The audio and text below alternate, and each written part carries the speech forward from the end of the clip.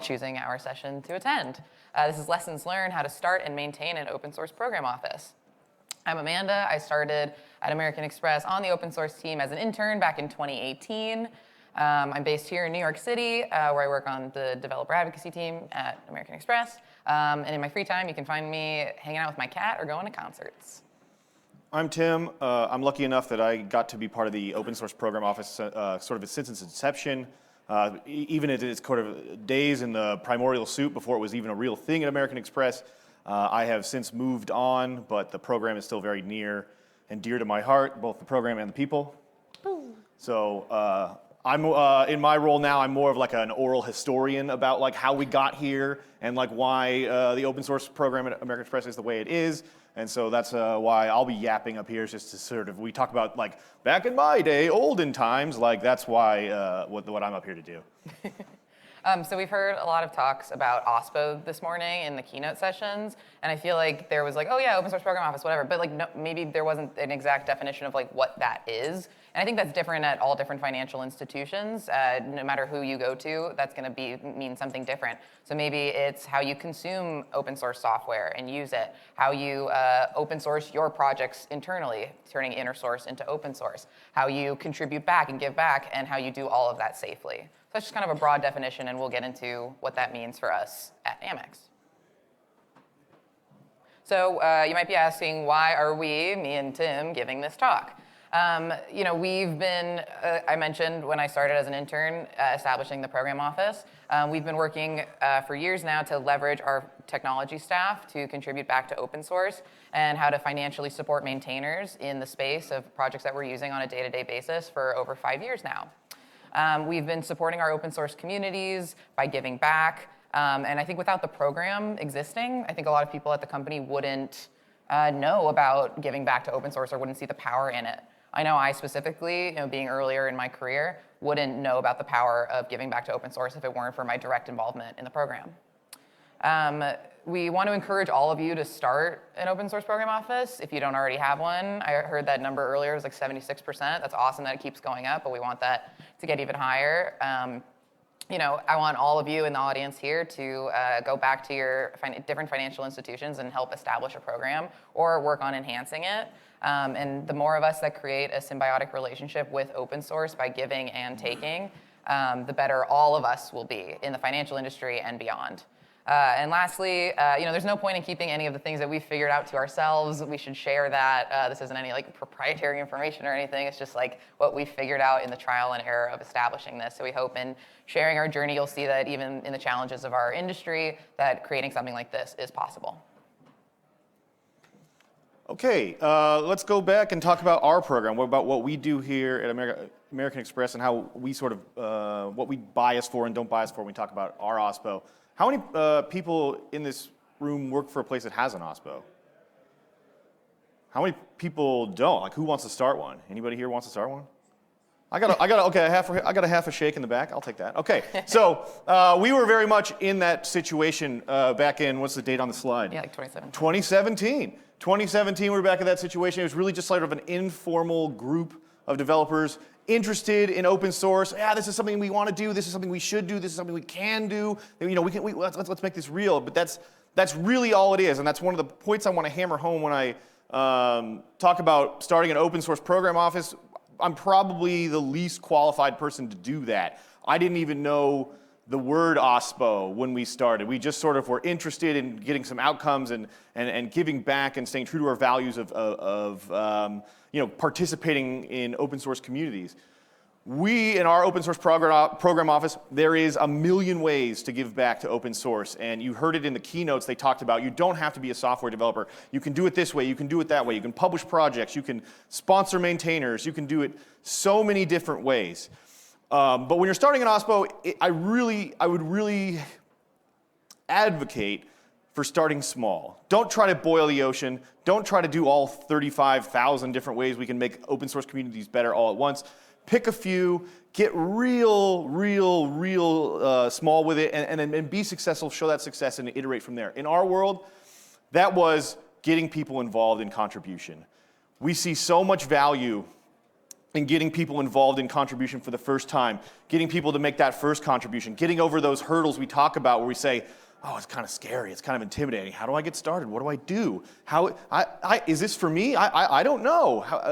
Early, you made your first contribution in American Express, yeah? Yeah. Awesome. So we were talking about this was the lowest thing we could do. That we could get people involved. We could get them started. There's so many benefits for both the individual and your company if you start down that track of open source. A whole plethora of things fire into the air. Everything gets better. So that's where we stuck. We said we're going to do this. Yes, there's all these other things. Yes, they're cool too. No, we're not ignoring them or saying they're not as nice.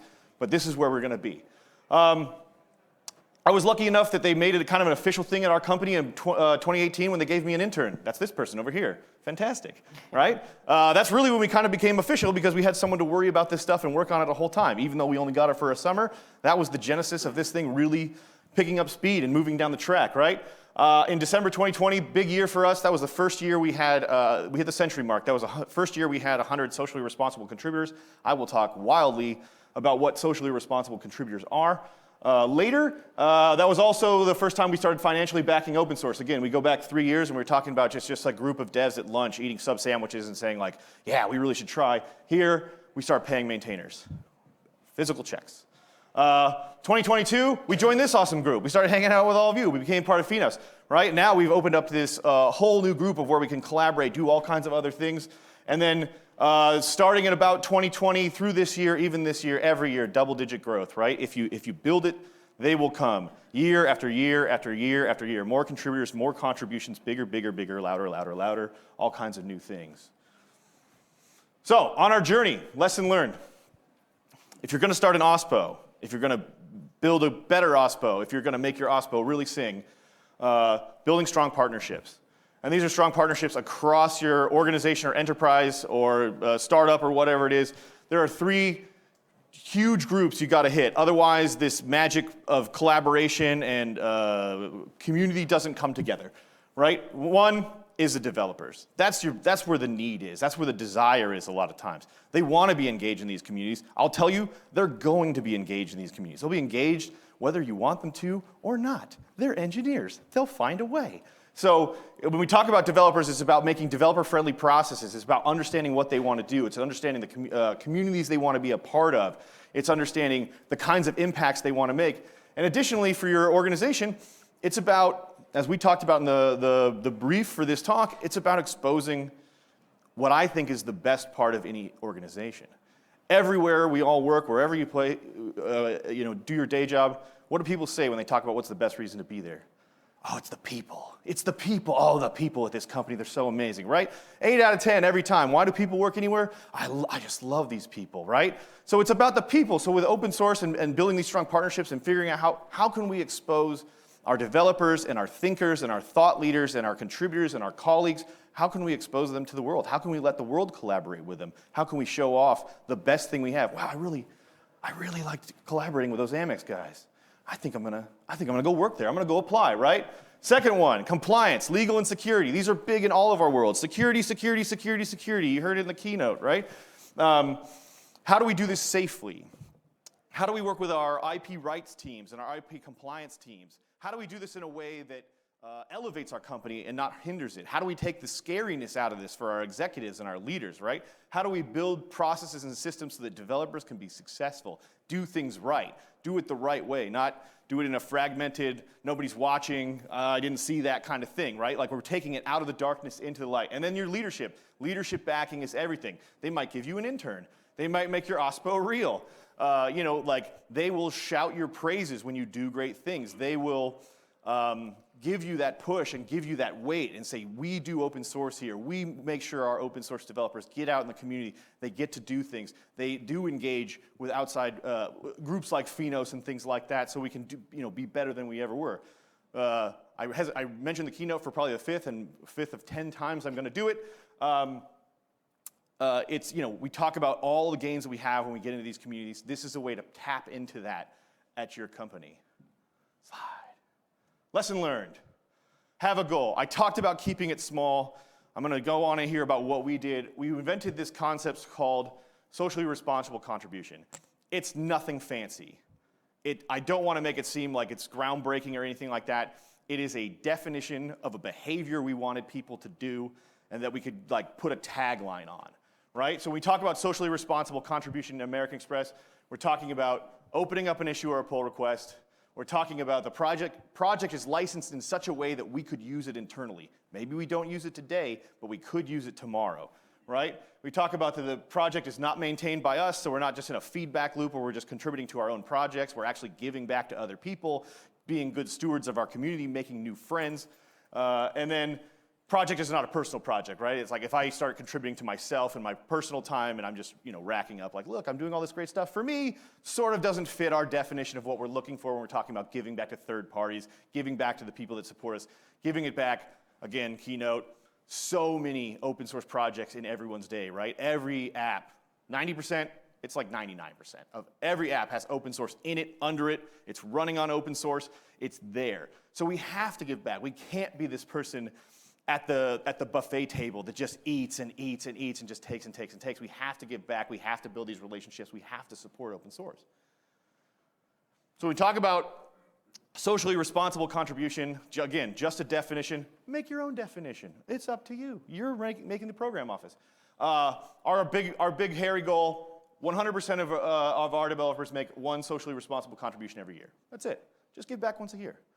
Give back once a year. And if we can get everybody to do that, if we can incentivize, make it easy, put the time in, give them the space to do it, give them the tools to learn, encourage them, welcome them to the open source community, that's a huge impact we can make with our company.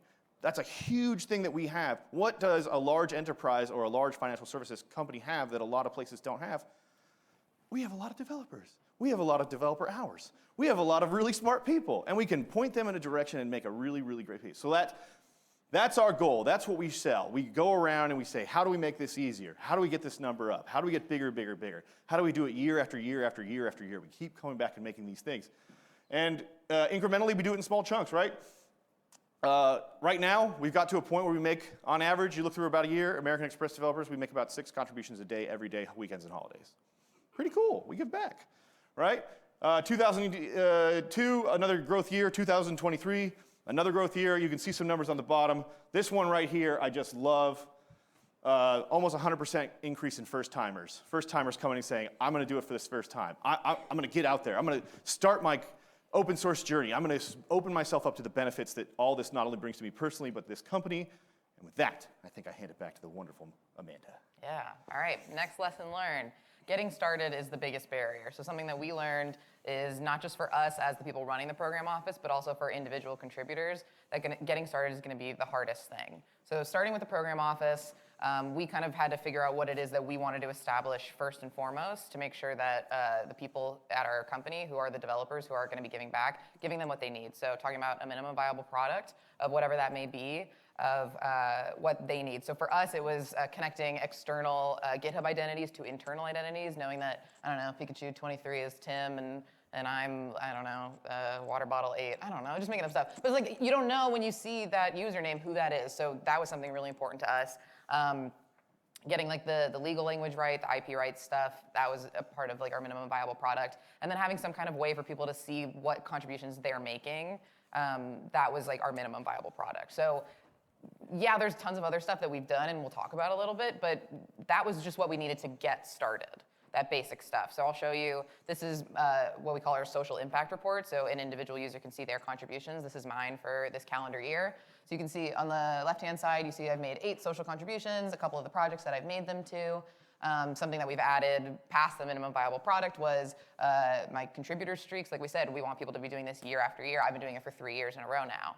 And the goal is to keep doing it 2024, 2025, 2026, and so on. Don't break the streak, right? And then we also have a fun little leaderboard thing, which I'll talk about a little bit more, but I'm like number 28 in the contributors in the whole company. So like that's pretty cool, just these fun little things. And you can see there's a little year toggle on the top there, so I can go back to 2022, 2021, I can see previous years, see what the projects are. And this is for me to see, but it's also for everyone else to see. So I can check out Tim's, I can check out my other colleagues, I can see whoever's and see what they've been working on, if it's the same projects year after year or if it's changed. But that was something kind of basic that we've fleshed out now that we wanted to get out to our people. So program office is one thing, the individual contributors is another. We know, I mean, from personal experience, it's scary to contribute to open source. I was really intimidated. I didn't know what to do, how to do it, all of that. So we've put together a lot of tools here, which I'll go through about how we are trying to make it easier for individual contributors to get started. We created these project and owner pages on our internal website to show people kind of what projects are out there that people are contributing to. We really kind of build this as like a social thing, as a way to connect, in the sense that if you look up a project, like let's say you're looking up the Jaeger UI, which was open sourced by the Uber technology team, you can go on here, you can see that the two colleague contributors are us two right here. And if you were interested in contributing to that project, you could reach out to one of us and we'd be happy to help. Or at least explain what the process of contributing was like. And we have these pages for like literally every project on GitHub. So you can see that there, refer to that and get some help. You also see a good first issues table there. We pull in data from the GitHub APIs to just kind of very quickly display things that are going to be easy grabs, right? If you're a first-time contributor, you don't know what to do. Grab something that says help wanted, good first issue, documentation, enhancement. How do we make this as easy as possible in one internal site for people to just quickly look at and see? You can also see that the project is social. It'll count as one of your social contributions as we defined. We have a couple other pages that help for connection. We have an all projects table. You can see sorted by most recent contributions from your fellow colleagues, what people have been contributing to, so you can kind of see kind of where other people in the company are putting their time and effort into, what projects. And then I mentioned our leaderboard. I'm number 28. We only display the top 25, so you wouldn't see my name on there, but you'd see other people's names on there. You can click on their profiles and see what they're working on, and then maybe be inspired by seeing what the top people are up to. We do tons of internal videos on our internal channels, demoing some of these concepts, explaining how things are done. I've given presentations at our internal developer conference about how to make an open source contribution, how to give back.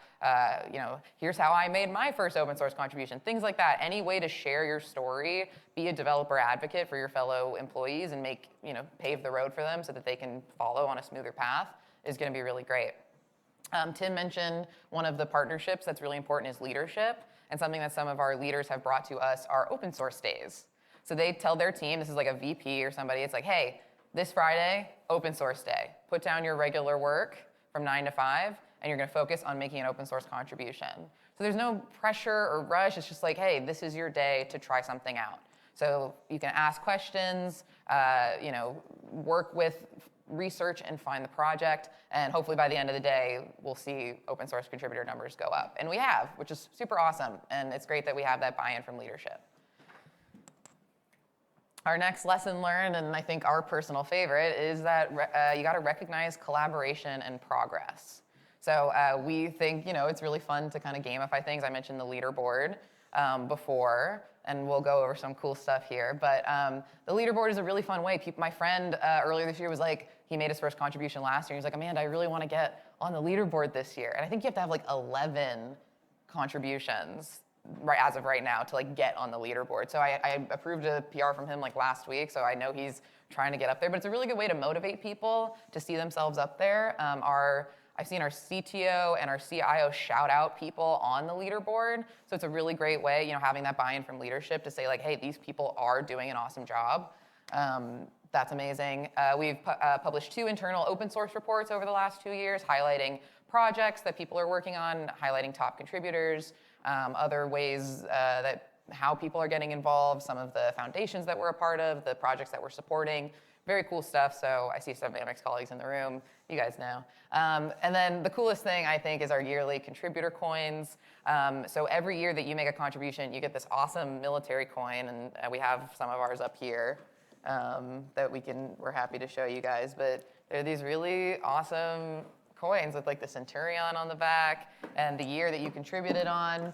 And then something that we just unveiled this year is our contributor streak coins. So if you keep contributing year after year, like we said, 100% of the contributors making contributions every single year, you get another special coin, and we kind of corresponded them to the credit card. So we got 3 years gold, 5-year platinum, 7-year black card. Where's the black? That one's the coolest. I got this one here. Black's It's right like here. matte black. It's awesome.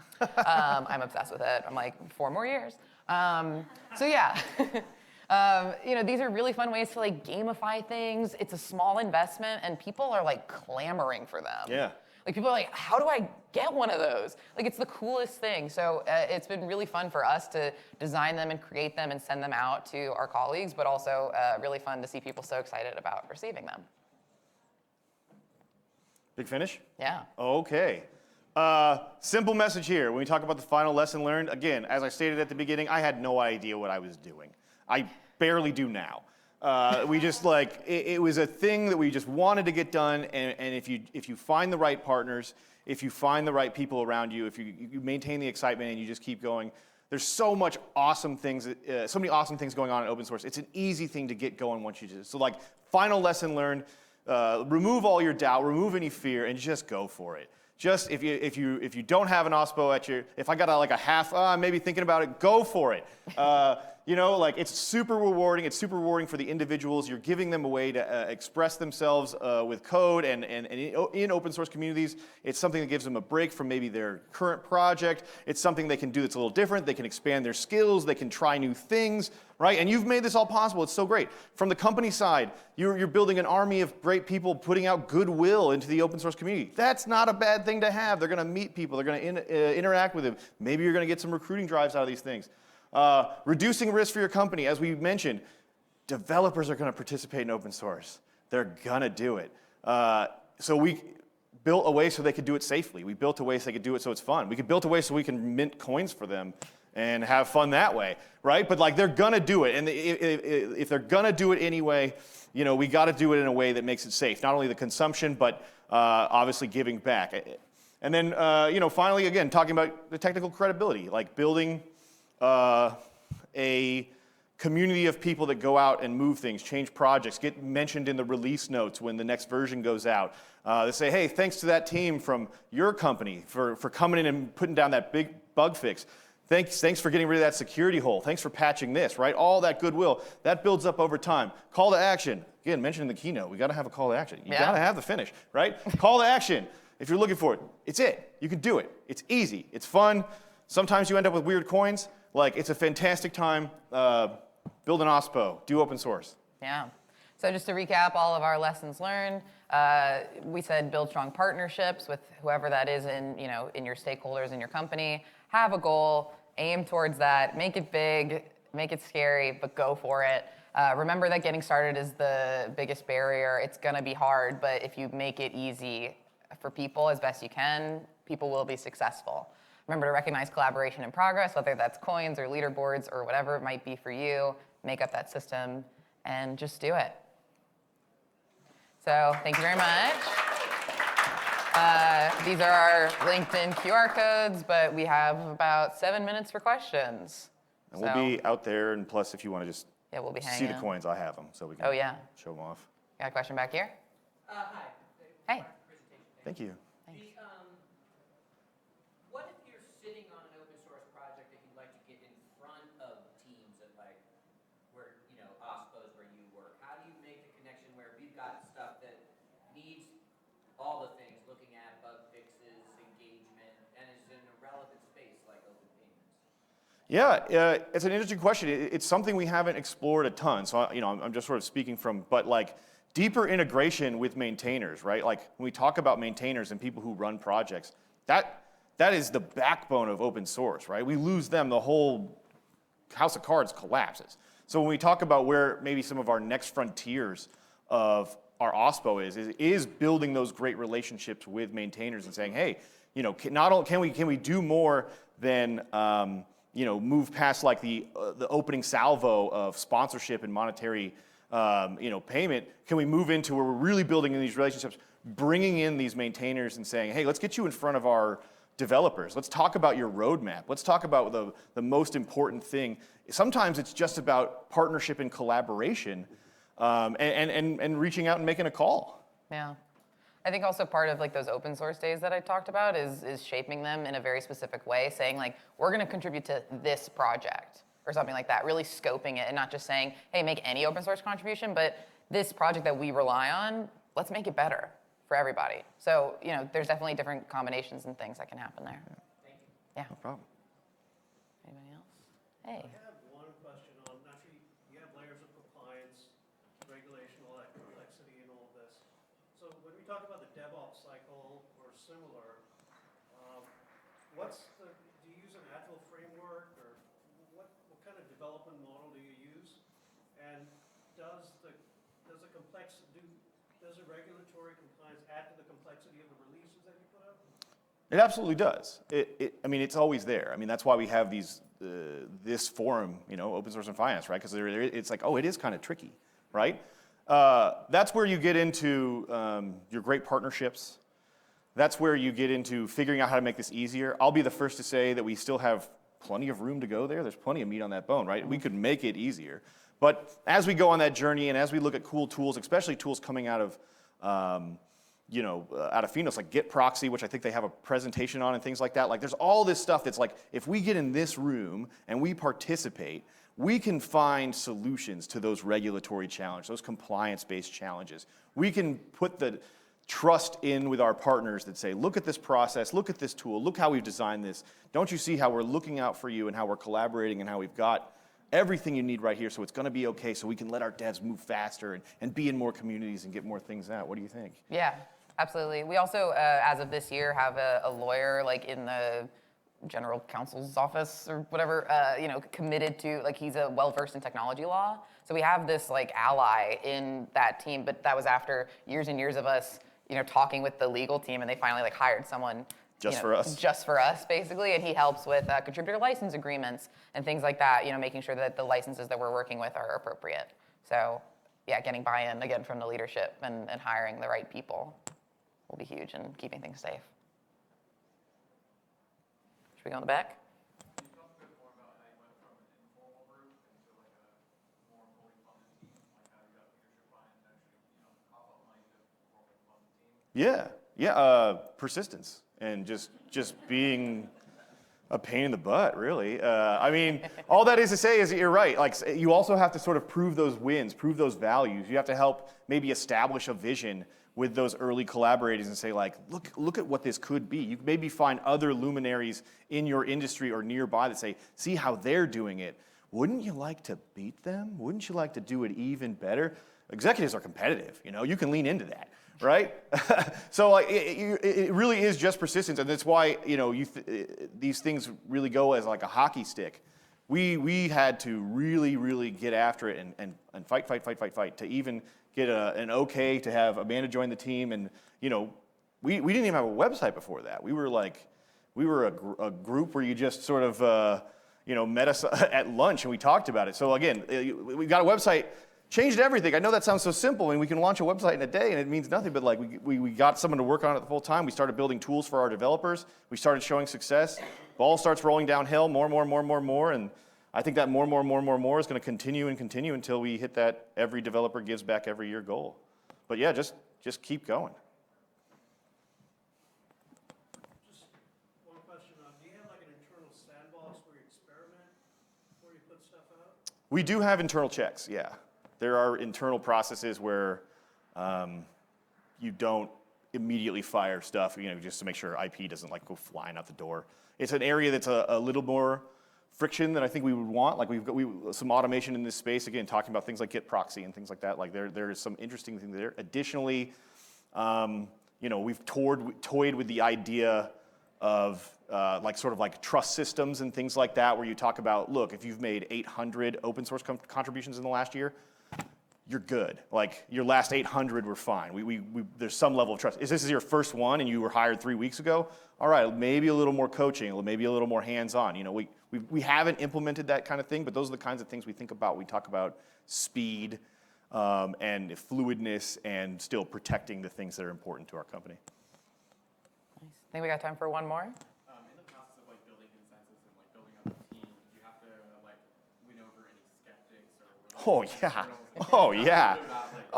I mean, even as an intern, like just coming in, I remember Tim gave me an option of like 3 different projects, and I chose to help start this site, but that was because he like sold me on it. I was like, wait, okay, tell me about all these different projects, all these different options and stuff. But I know you were more in a leadership position and starting it out, so. Yeah, I mean, you're any project, anything new, you're going to get skeptics. That's the name of the game, and I don't want to oversell that it was like, oh, I had to fight my way. But what you have to do is you have to prove the value of what you're doing, prove the safety, especially, again, you talk about regulated industries, you got to prove that, hey, we're not going to hurt this company that we've worked so hard to build. We're going to make it even better, and let me show you how. But yeah, the other thing I tell you is when you talk about skeptics, go where you're wanted, especially when you're you really, really small and or 2 people. You know, like you could spend all day sort of like maybe trying to break down a wall with your face, but there might be 3 people over here that are totally into your idea. Build allies over there.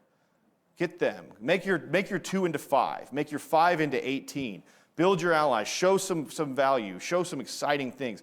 Again, outside industry research is always great. Like show the things that are happening in Phenos and say like this. Look at this. This is great. Everybody's doing this. We should do this too, right? Like that carries a lot of weight. And then, you know, eventually, as you can see in our presentation, like those walls fall, or you'll get a okay, I'll give you a chance. We'll let you try it, and that's all you need. The door's open, and now as long as you don't cause some kind of IP disaster, or you know, like do something really horrible, like you just start chalking up wins, and I'll tell you, even some of our skeptics in the early days said, "Is this right for us? Is this good for our brand? Is this going to get out of control? Are we going to let a Hydra out of a box, and there's going to be Pandora's box of nightmares?"